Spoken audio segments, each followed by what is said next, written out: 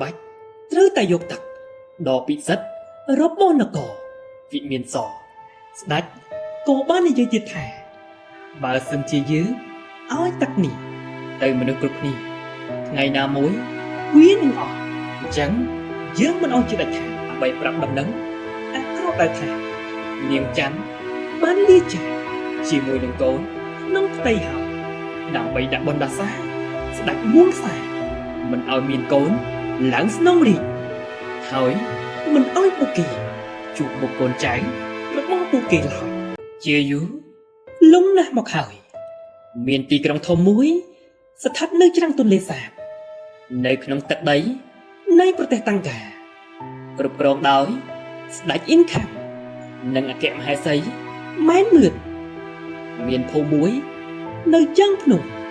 វាជាភូមិដែលពីពេញដោយអ្នកបរបាញ់សត្វទាំងប្រុសទាំងស្រីមនុស្សគ្រប់គ្នាសុទ្ធតែមានជំនាញនិងសមត្ថភាពខុសៗគ្នាមានបរិសម្នាក់មានជំនាញខ្លាំងខុសពីគេនិងប្រសើរជាអ្នកដទៃ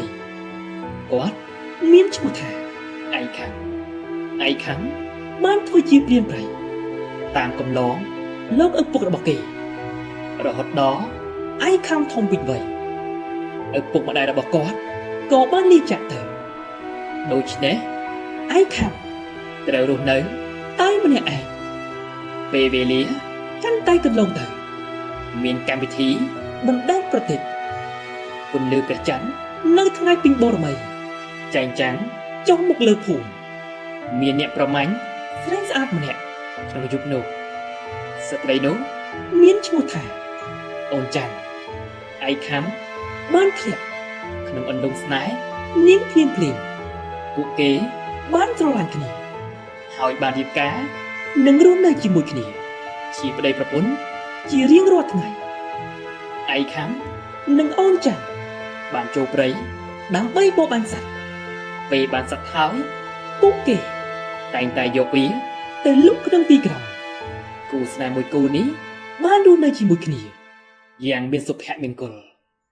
រហូតដល់អូនច័ន្ទមានផ្ទៃពោះប្តីប្រពន្ធសប្បាយចិត្តណាស់ជារៀងរាល់ថ្ងៃឯកខាំអន្ទះសាចង់ឃើញមុខកូនគេជាលើកដំបូងប៉ុន្តែខណៈពេលមួយអូនច័ន្ទមានផ្ទៃពោះនាងបានធ្លាក់ខ្លួនឈឺដោយសារជំងឺចម្លែកមួយដែលមិនអាចមានវិធីព្យាបាលបានលោកគ្រូមឿនជាគ្រូមើលជំងឺប្រចាំភូមិអ៊ីងហ្វាគាត់បានប្រាប់ឯកខាំថាដើម្បីឲ្យនាងច័ន្ទជាចាំបាច់ត្រូវតែយកទឹកដ៏ពិសិដ្ឋរបស់នគរវិមានសសម្រាប់ព្យាបាលវានឹងមានឱកាសជាសះស្បើយពីជំងឺនេះដែលខ្ញុំដឹងយ៉ាងច្បាស់ថាទឹកដ៏ពិសិដ្ឋនេះទោះបីជាឯកខាំឯងចង់ទីយកក៏មិនបានដែរព្រោះថាវាសម្រាប់តែស្ដេចនិងកូនចៅរបស់នគរវិមានសតែប៉ុណ្ណោះនគរវិមានសបានហាមឃាត់យ៉ាងតឹងរឹងសម្រាប់ប្រជាជននិងមនុស្សធម្មតាដែលចង់បានវាប៉ុន្តែដើម្បីឲ្យកូននិងប្រពន្ធរស់ដូច្នេះឯកខាំគ្មានជំរឿទេគាត់បានសម្រេចចិត្តចូលទៅក្នុងវិមានស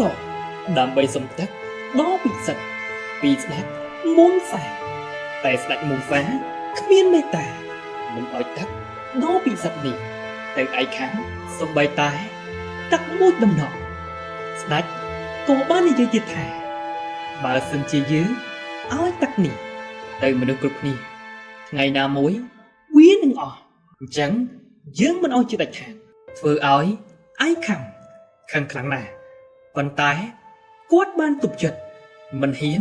ធ្វើអ្វីផ្ដេសផ្ដាសឡើយបន្ទាប់មកឯកខាំព្យាយាមអង្វរសុំយ៉ាងណាក៏ស្ដេចនោះមិនឲ្យ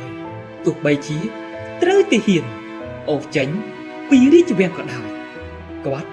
នៅតែលុតជង្គង់អង្វរសុំក្តីមេត្តាពីស្ដេចនោះពី3ថ្ងៃ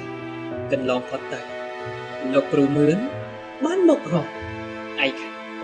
ដើម្បីប្រាប់ដំណឹងអាក្រក់ដែរថានាងច័ន្ទបានលាចាក ជាមួយនឹងកូនក្នុងផ្ទៃហើយ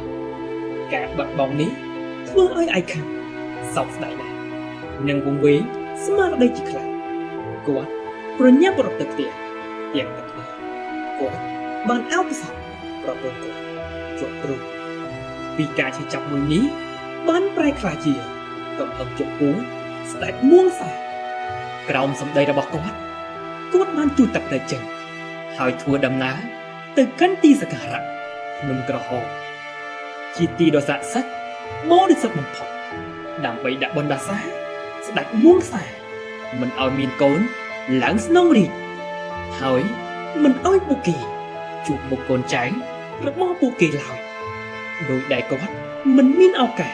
ឃើញមុខកូនគាត់ដែរនៅពេលដែលម្ចាស់ទឹកដីដឹងអំពីកម្លាំងនិងការបដិញ្ញាចិត្តរបស់ឯខាងហើយវាជាជោគវាសនាដែលនគរវិមានសត្រូវជួបម្ចាស់ទឹកម្ចាស់ដី